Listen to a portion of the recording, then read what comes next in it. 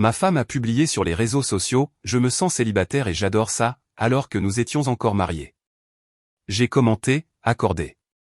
Tu es officiellement célibataire maintenant. » Puis j'ai identifié notre avocate spécialisée en divorce. Toute sa section de commentaires est passée des encouragements au choc quand ses amis ont réalisé que je ne plaisantais pas. Il y a quelque chose avec les réseaux sociaux qui fait que les gens oublient qu'ils sont mariés.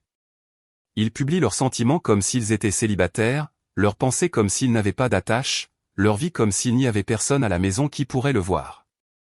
C'est ce que je pensais quand mon téléphone a vibré avec une notification de l'Instagram de Sophie. J'étais assis dans mon bureau à la maison, en train de terminer du travail un samedi après-midi. Rien d'inhabituel à cela. Ce qui était inhabituel, c'était le moment. J'avais passé toute la matinée à réparer des choses dans notre maison à Aix-en-Provence. Le filtre de la piscine était tombé en panne jeudi, et j'avais enfin installé la pièce de rechange ce matin-là. 3 heures dans la chaleur provençale, mais c'était fait. Après cela, je me suis attaqué à la minuterie du système d'irrigation qui fonctionnait sur le mauvais horaire, puis j'ai nettoyé le garage parce que c'était devenu ingérable. Sophie était partie vers 11 heures pour une journée au spa avec ses amis dans le centre-ville d'Aix. Soins du visage, massage, champagne, brunch la totale. Nous avions pris un bon petit déjeuner ensemble avant son départ. Elle avait l'air heureuse, elle m'avait même remercié de m'être occupé de la situation de la piscine. 7 ans de mariage, 10 ans ensemble au total. Nous parlions d'essayer d'avoir des enfants bientôt. Elle avait 32 ans maintenant. Elle disait qu'elle était enfin prête. La notification est arrivée à 16h47. J'ai cliqué dessus sans trop y penser. La photo montrait Sophie dans une robe d'été blanche au spa, une coupe de champagne levée. Ce sourire parfait qu'elle utilisait pour les réseaux sociaux. La légende m'a glacé le sang, je me sens célibataire et j'adore ça. Pas de règles, pas de compromis, juste la liberté pure. Je vis ma meilleure vie.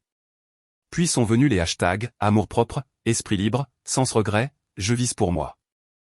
Déjà 89, j'aime, 23 commentaires en 12 minutes. Je l'ai relu, puis une 3e fois. La formulation n'était pas accidentelle. On ne tape pas accidentellement, je me sens célibataire, quand on est marié. On n'ajoute pas accidentellement, et j'adore ça, à moins de le penser. J'ai parcouru les commentaires. Chloé a écrit, oui, ma belle.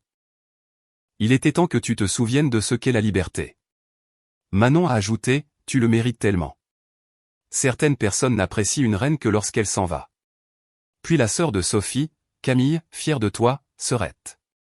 Tu as porté un poids mort trop longtemps. Il est temps de t'envoler. Quelqu'un a demandé ce qui s'était passé. Chloé a répondu, elle est radieuse. Voilà ce que ça donne de se choisir soi-même, les filles. Je me suis adossé à ma chaise. Poids mort. Jusqu'à ce qu'elle s'en aille. Se choisir soi-même. Ce n'étaient pas des commentaires de soutien aléatoires. Elles savaient quelque chose. Elles avaient discuté de quelque chose.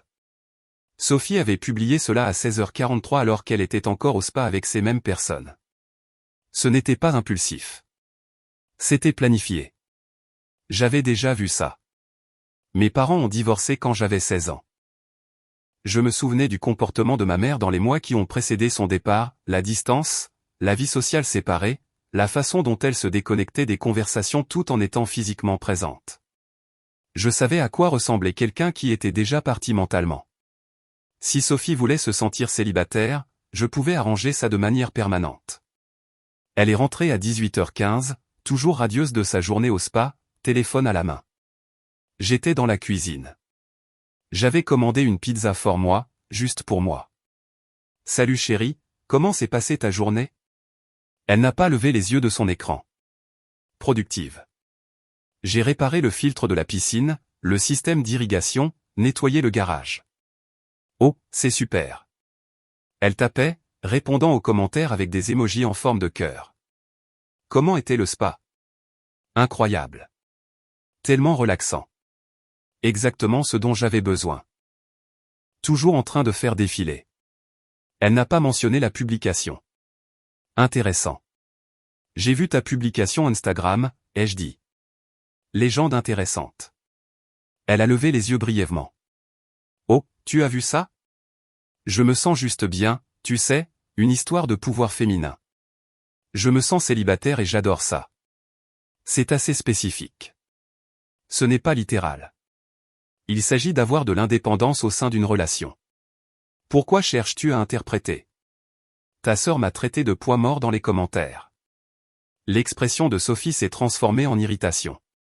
Elle me soutient juste dans mon désir d'avoir ma propre identité. Ne fais pas de drame pour rien. Donc, tu te sens célibataire tout en étant marié à moi. Oh mon Dieu, tu es tellement peu sûr de toi en ce moment. C'est embarrassant. Je suis resté silencieux, j'ai étudié son visage. Elle m'avait déjà écarté, était retournée sur le canapé avec son téléphone, souriant à l'écran alors que de nouveaux commentaires arrivaient. Je suis retourné dans mon bureau. La publication avait maintenant 156 j'aime et 47 commentaires. D'autres messages sur le fait qu'elle avait l'air heureuse ces derniers temps, que cette énergie était tout, que la vie de célibataire lui allait bien. Pas une seule personne n'avait demandé si elle allait bien.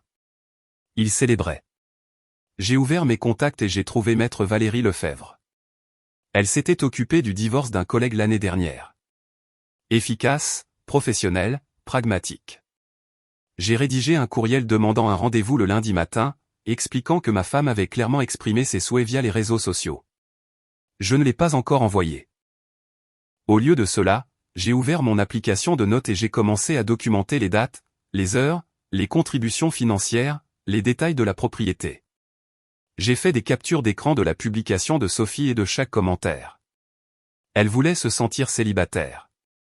J'étais sur le point d'exaucer ce souhait de la manière la plus littérale possible. Le dimanche matin est arrivé, Sophie dormant encore et moi déjà devant mon ordinateur portable. La publication avait pris de l'ampleur pendant la nuit, 267 j'aime, 78 commentaires. De nouveaux étaient apparus pendant notre sommeil. Tellement heureuse que tu te donnes la priorité.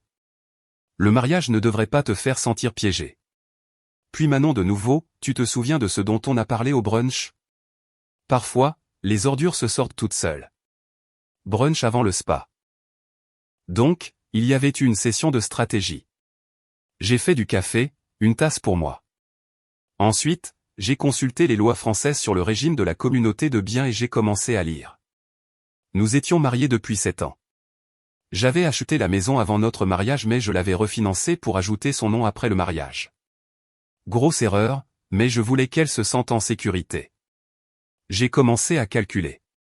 Le solde de l'hypothèque était de 310 000 euros. La valeur actuelle de la maison était d'environ 520 000 euros. Cela laissait 210 000 euros de capitaux propres à diviser. J'avais payé 100% de l'hypothèque. Chaque paiement. J'ai continué. Hypothèque, service public, assurance automobile pour les 2 véhicules, impôts fonciers, frais de l'association syndicale, tout l'entretien et les réparations. Sophie contribuait aux courses. Parfois, elle payait ses propres dépenses personnelles, bien que je subventionne la plupart d'entre elles. Elle achetait des articles de décoration pour la maison. Sur 7 ans, j'avais payé environ 170 000 euros de plus qu'elle pour notre ménage, et j'étais le poids mort. Sophie est descendue à 10h30 dans sa tenue d'intérieur, le téléphone déjà à la main. Elle m'a vu à la table de la cuisine avec mon café et mon ordinateur portable. Bonjour. Le café est sur le comptoir si tu veux t'en faire. Elle a semblé surprise. Tu ne m'en as pas fait?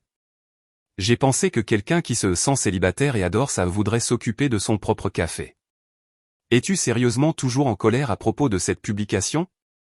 Pas en colère, j'ajuste simplement mes attentes en fonction de tes préférences déclarées.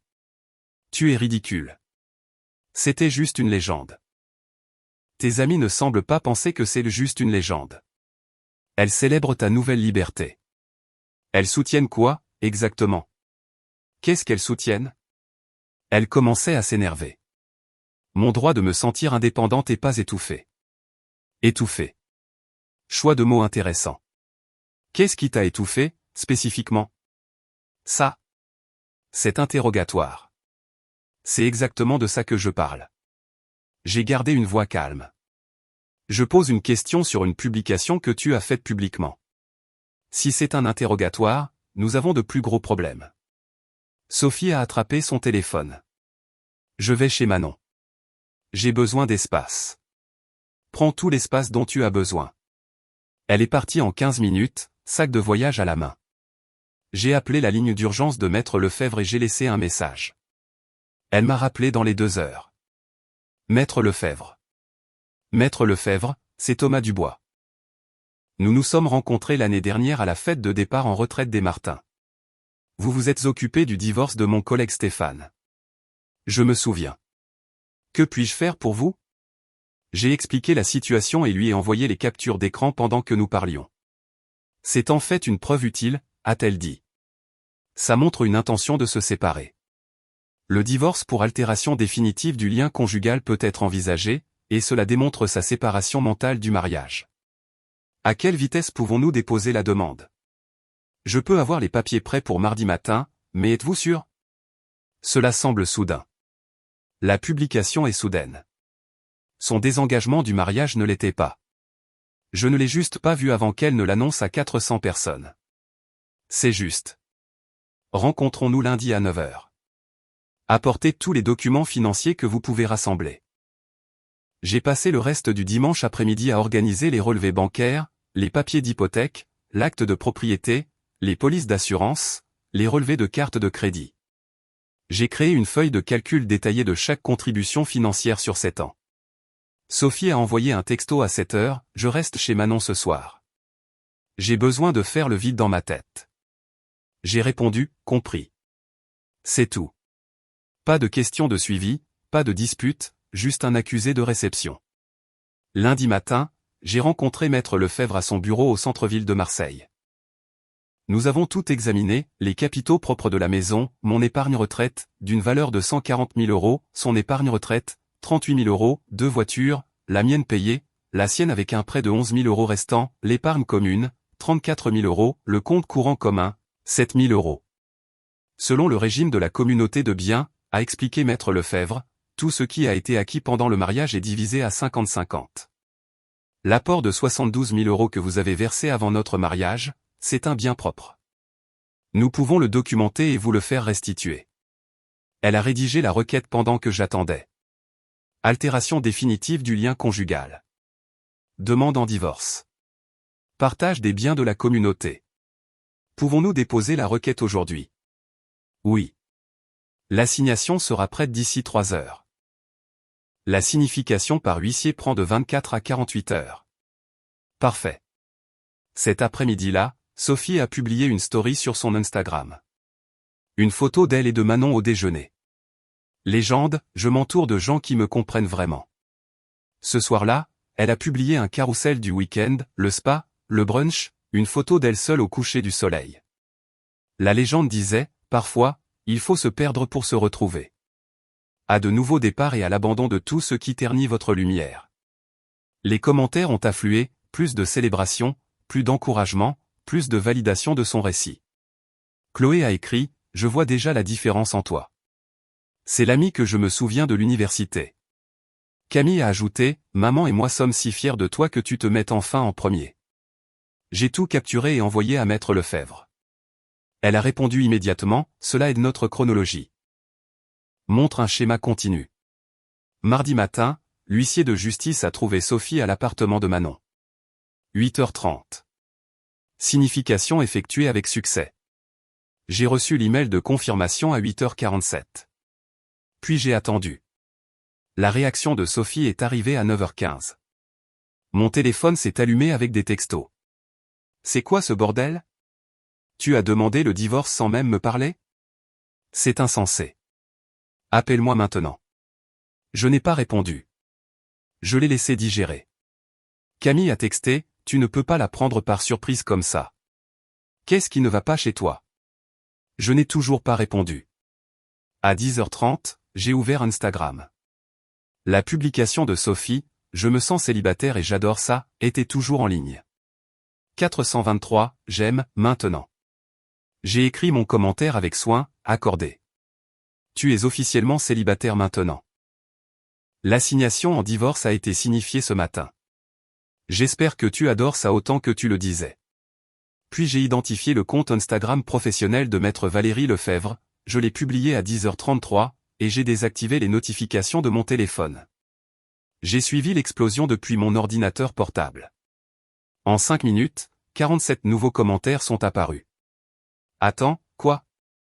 Oh mon Dieu, Sophie, ça va? C'est dingue.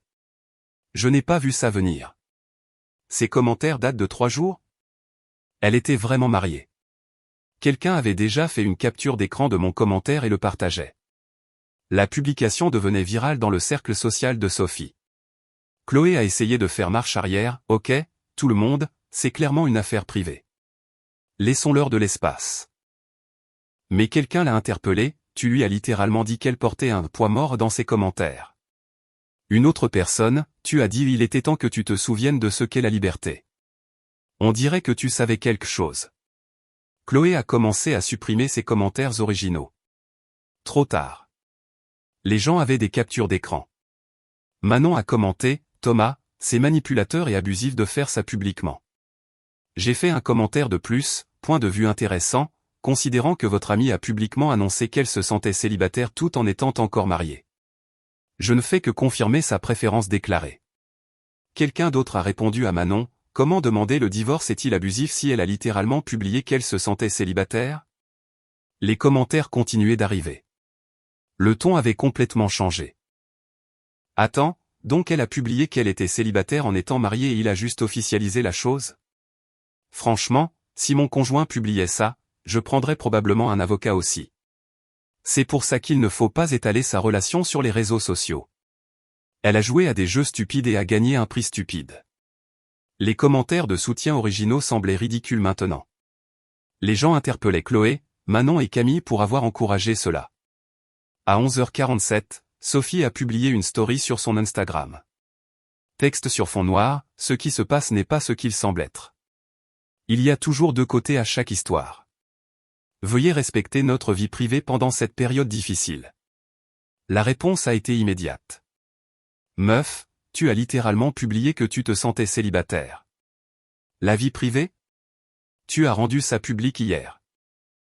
Peut-être ne devrais-tu pas publier que tu te sens célibataire si tu ne veux pas être célibataire. Manon a essayé de défendre Sophie sur sa propre page.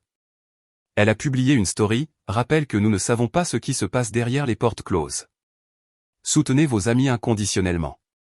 Quelqu'un en a fait une capture d'écran et a répondu, soutenir ses amis ne signifie pas les encourager à faire exploser leur mariage sur les réseaux sociaux. Chloé a rendu son compte privé. Camille a publié, les affaires de famille devraient rester privées. Les réseaux sociaux sont toxiques. L'ironie n'a échappé à personne. Sophie est arrivée à la maison à 14h30, les yeux rouges, l'assignation à la main. J'étais dans le salon avec mon ordinateur portable, travaillant calmement. Tu m'as humilié, a-t-elle dit, devant tout le monde. J'ai levé les yeux. Je t'ai humilié? Tu as publié que tu te sentais célibataire en étant marié à moi. Tu t'es humilié toi-même. Ce n'était pas littéral. Combien de fois dois-je le dire? Si ce n'était pas littéral, pourquoi tes amis l'ont-elles célébré? Pourquoi Camille m'a-t-elle traité de poids mort? Pourquoi Manon a-t-elle parlé des ordures qui se sortent toutes seules? Elle s'est figée. Prise au piège. Elle me soutenait juste. Pourquoi? Sois spécifique. Elle s'est assise, vaincue. Je me défoulais juste. Je me sentais frustré. À propos de quoi, spécifiquement? De sentir que je n'avais plus de liberté. La liberté de faire quoi? Tu es allé au spa. Tu as pris un brunch. Tu as passé le week-end avec des amis. Quelle liberté te manquait-il? Ce n'est pas une question d'activité. C'est le sentiment d'être piégé. Piégé de quelle manière? Est-ce que je contrôle ton emploi du temps, tes finances, tes amitiés? Non. Est-ce que je t'empêche de travailler, de poursuivre tes intérêts, de sortir? Ce n'est pas si simple. En fait, si. Tu te sentais piégé dans un mariage.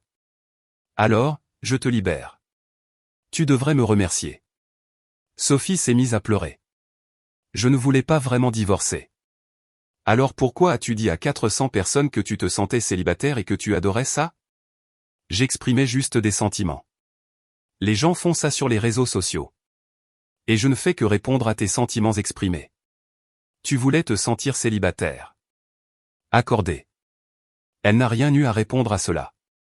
J'ai pris mon ordinateur portable et je l'ai tourné vers elle. Laisse-moi te montrer ce que j'ai documenté. La feuille de calcul remplissait l'écran. 7 ans de mariage. Dépenses totales du ménage, 415 000 euros. Mes contributions, 350 000 euros. Ses contributions, 65 000 euros. J'ai payé pour 84% de notre vie commune pendant que tu publiais que tu te sentais piégé. Sophie a regardé les chiffres. Je ne m'en étais pas rendu compte. Tu ne t'en es pas rendu compte parce que je ne t'ai jamais fait t'en rendre compte. Je gérais tout discrètement. Le filtre de la piscine qui a cassé jeudi, 300 euros. Tu n'en as aucune idée parce que je l'ai juste réparé. Le système d'irrigation, 160 euros de pièce. Le paiement de l'hypothèque qui arrive vendredi, 2550 euros. Tu ne t'es jamais connecté au compte pour le voir. L'argent n'est pas tout. Tu as raison. Alors, parlons du temps. Combien d'heures as-tu passé à entretenir notre maison, à planifier nos vacances, à gérer nos assurances, à nous occuper de nos impôts? Elle n'a pas pu répondre. Ton salaire va à quoi, exactement? Des journées au spa? Du shopping? Des voyages entre filles? Parce qu'il ne va pas à notre hypothèque ou à nos factures. Silence. Le lendemain matin, la mère de Sophie m'a appelé. Thomas, chéri, que se passe-t-il? Camille a dit que tu avais demandé le divorce. Oui, madame. Sophie a clairement indiqué sur les réseaux sociaux qu'elle se sent célibataire et qu'elle adore ça. Je ne fais qu'honorer sa préférence déclarée. Mais les publications sur les réseaux sociaux ne sont pas réelles. Tu sais comment sont les filles. Avec tout le respect que je vous dois, si mes sentiments sur notre mariage ne sont pas réels quand je les exprime publiquement, alors je ne suis pas sûr sur quelle base nous pouvons communiquer. Elle ne le pensait pas. Elle traverse juste une mauvaise passe. Alors elle aurait dû en discuter avec moi, son mari, pas l'annoncer sur Instagram. Tu vas vraiment aller jusqu'au bout? Elle voulait se sentir célibataire. Je lui donne ce qu'elle voulait. Sa mère a essayé de jouer sur la culpabilité. Et toutes ces années que vous avez passées ensemble? Qu'en est-il? Ces temps où j'ai tout payé et où elle se sentait piégée. Ça ne ressemble pas à quelque chose qui vaut la peine d'être sauvé. Mercredi soir, mon frère Sébastien a appelé. Mec, j'ai vu le truc sur Instagram. C'était brutal. Je ne faisais qu'énoncer des faits. Ses amies deviennent folles dans les commentaires. Les gens les interpellent. Ce n'est pas mon problème. Tu en as vraiment fini? Jean, complètement fini? Resterais-tu marié à quelqu'un qui annonce publiquement qu'il se sent célibataire? Sûrement pas. Je voulais juste m'assurer que tu allais bien. Je vais mieux que bien. Je suis libre. Le jeudi, Chloé et Manon se disputaient publiquement. Chloé a publié quelque chose de vague sur les vrais amis qui disent la vérité. Manon a répondu que les vrais amis n'encouragent pas à détruire son mariage pour des sentiments passagers. Sophie était prise au milieu, ne publiant rien. Ce soir-là, Sophie a réessayé. Pouvons-nous s'il te plaît discuter de cela comme des adultes? C'est ce que nous faisons. Mon avocate en discute avec ton avocat. En as-tu engagé un? Je n'ai pas les moyens de me payer un avocat. C'est intéressant, considérant toute la liberté que tu célébrais. Où suis-je censé trouver de l'argent pour un avocat? Peut-être que Chloé et Manon peuvent participer. Elles étaient très favorables à ton indépendance. Tu es cruel. Je suis logique. Tu voulais la vie de célibataire. Les célibataires paient leurs propres frais de justice. Je n'ai jamais vraiment voulu divorcer. Alors que voulais-tu? Elle pleurait maintenant. Je ne sais pas. De l'attention, de la validation, sentir que j'étais importante. Tu aurais pu me demander ces choses. Au lieu de ça, tu les as demandées à Instagram. C'était une erreur. Oui. Et les erreurs ont des conséquences. Jeudi après-midi, Maître Lefebvre a appelé avec une mise à jour. Son avocat dit qu'elle n'a pas les moyens de se faire représenter. Il veut savoir si vous l'aiderez avec ses frais de justice. Absolument pas, c'était prévisible. Il demande une prestation compensatoire. Sur quelle base? Elle travaille à temps plein. Maintien du niveau de vie. Il dit qu'elle ne peut pas se permettre le paiement de la maison seule. Elle ne reste pas dans la maison. Je l'ai achetée. Je la garde. Elle peut avoir sa moitié des capitaux propres et trouver son propre logement. Il demande également la moitié de votre épargne retraite. Bien de la communauté. Je m'y attendais, mais je veux une documentation du retour de mon bien propre. L'apport de 72 000 €. C'est déjà dans le dossier. Le processus judiciaire suivra son cours. Si elle ne conteste pas, cela pourrait être fait en quelques mois. Demandez une procédure accélérée. Ce soir-là, Sophie a reçu la proposition de partage des biens. Elle est venue me voir avec les papiers, le visage pâle. C'est vraiment en train d'arriver. Oui. Je vais devoir déménager, trouver un appartement avec mon seul salaire. Bienvenue dans la vie de célibataire. N'est-ce pas ce que tu adorais? Je ne pensais pas que tu allais vraiment. Quoi? Me prendre au sérieux? Respecter mes préférences déclarées? Honorer mes sentiments? Elle est restée assise là, regardant les papiers, la réalité s'installant. J'ai été stupide. J'ai laissé mes amis me monter la tête. Oui, tu l'as été. Et oui, tu l'as fait. Pouvons-nous réparer ça? Non. Juste comme ça? Non, tu n'as pas cassé ça en une nuit. Tu l'as cassé au fil du temps. La publication l'a juste rendu public. Les commentaires de tes amis m'ont montré que cela couvait depuis un moment. Ta sœur le savait. Chloé le savait. Manon le savait. Tout le monde le savait sauf moi. Ton mari. Elle ne savait pas. Je me défoulais juste. Depuis combien de temps? Combien de brunchs? Combien de journées au spa? Combien de conversations sur ton mari au poids mort? Elle n'avait pas de réponse. Exactement. Ce n'était pas une erreur. C'était une habitude, et j'en ai assez d'être le seul surpris par ton malheur. Vendredi matin, Sophie a fait une dernière publication sur Instagram. Une photo des papiers du divorce avec les informations personnelles floutées. La légende disait, les actions ont des conséquences. Les mots comptent. Les réseaux sociaux ne sont pas une thérapie. J'ai appris la leçon la plus dure possible sur le respect de mon mariage et de mon partenaire. Si vous êtes malheureux, communiquez en privé. Ne mettez pas en scène vos problèmes pour des j'aime et de la validation. J'ai détruit quelque chose de réel pour quelque chose de faux. Ne soyez pas comme moi. Les commentaires étaient étonnamment positifs cette fois. Merci pour l'honnêteté. C'est une vraie croissance. J'espère que tu apprendras de cela. Chloé et Manon étaient notoirement silencieuses. Camille a commenté, fier de toi que tu assumes ça, sœurette. Apprends et grandis. J'ai vu la publication. Je n'ai rien ressenti. Ni satisfaction, ni colère, ni tristesse. Juste la paix. Sébastien a appelé. Elle a encore publié. Assez mature, en fait. Trop peu, trop tard. Tu vas bien? Mieux que je ne l'ai été depuis des mois. Je ne réalisais pas combien d'énergie je dépensais pour quelqu'un qui n'était pas investi. Quelle est la suite pour toi? Garder la maison. Me concentrer sur le travail. Peut-être sortir avec quelqu'un qui apprécie l'effort au lieu de diffuser des plaintes. Mais ce commentaire viral. Tu es une légende. J'ai juste énoncé des faits. Vendredi après-midi, Sophie a accepté toutes les conditions. Pas de contestation, pas de combat. Elle a signé l'accord de règlement. Elle avait 2 week-ends pour déménager.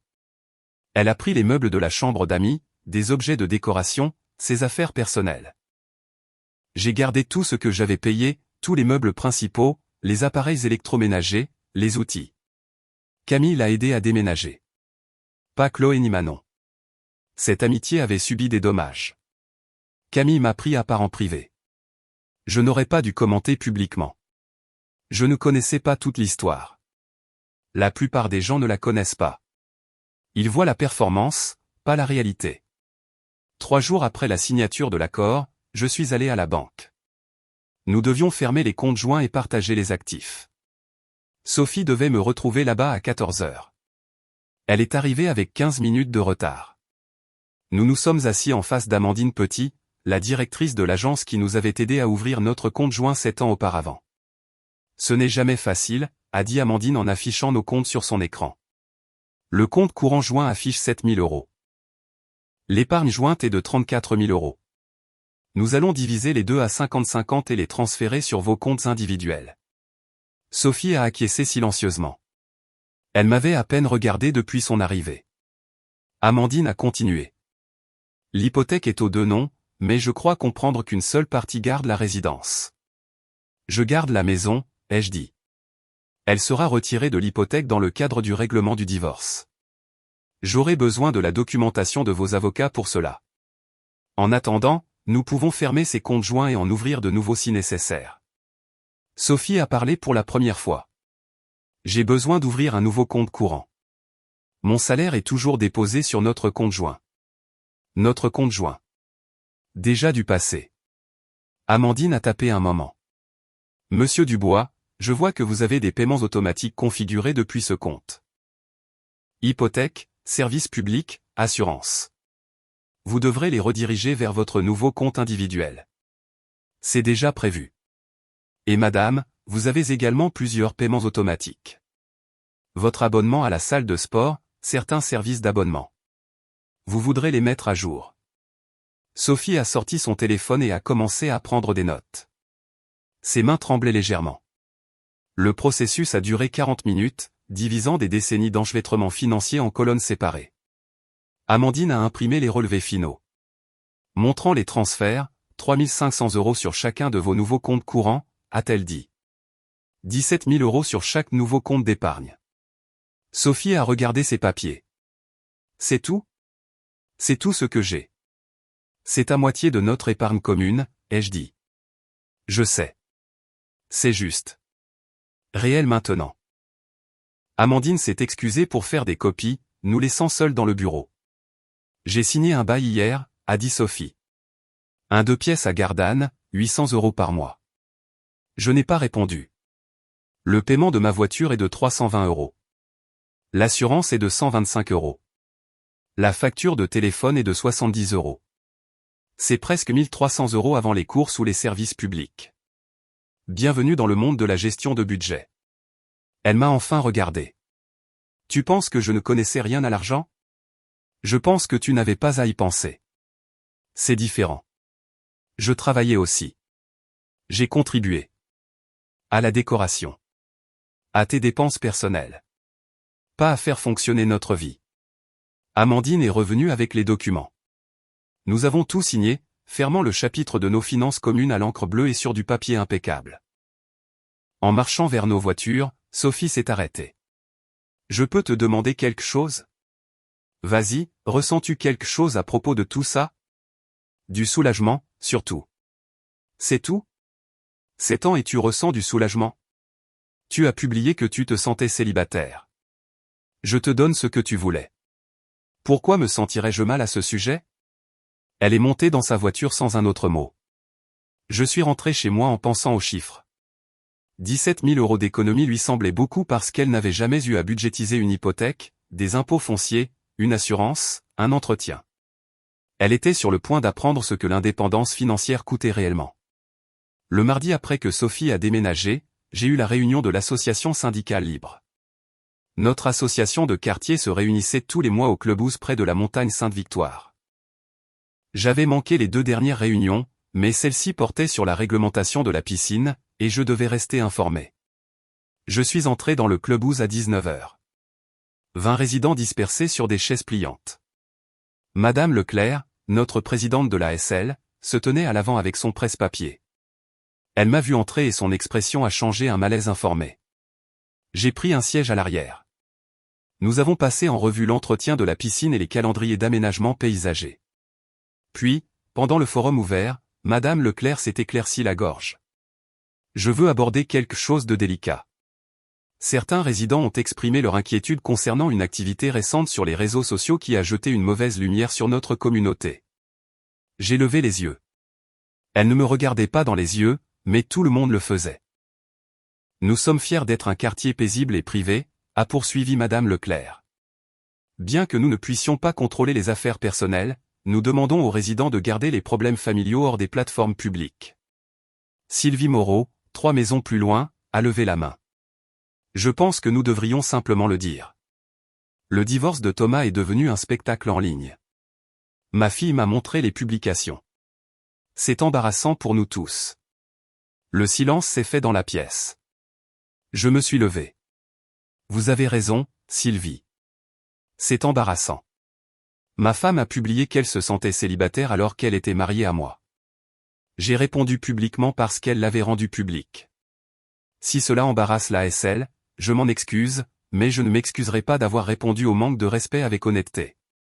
Vous avez identifié votre avocate dans un commentaire, a dit Madame Leclerc. C'est agressif. Elle a publié qu'elle se sentait célibataire à 400 personnes. Qu'est-ce qui est le plus agressif? Robert Fournier du terrain d'angle a pris la parole. Écoutez, nous comprenons tous que le divorce est difficile, mais deviez-vous le rendre si public? Ce n'est pas moi qui l'ai rendu public. C'est Sophie. Je ne me suis juste pas caché de ce qu'elle a commencé. Sylvie n'avait pas fini. Les amis de ma fille partagent des captures d'écran. Elles appellent notre quartier l'endroit où ce commentaire de divorce viral a eu lieu. Ce n'est pas l'image que nous voulons. Alors peut-être que l'ASL devrait avoir une politique sur les résidents qui publient leurs plaintes conjugales sur les réseaux sociaux avant de déposer une demande, ai-je dit. C'est ce qui a créé cette situation. Madame Leclerc a essayé de reprendre le contrôle. Nous ne sommes pas ici pour attribuer le blâme. Nous demandons simplement qu'à l'avenir, tout le monde soit conscient de la manière dont sa présence en ligne affecte la valeur des propriétés. La valeur des propriétés. J'ai failli rire. Sophie voulait se sentir célibataire tout en vivant dans une maison que je payais.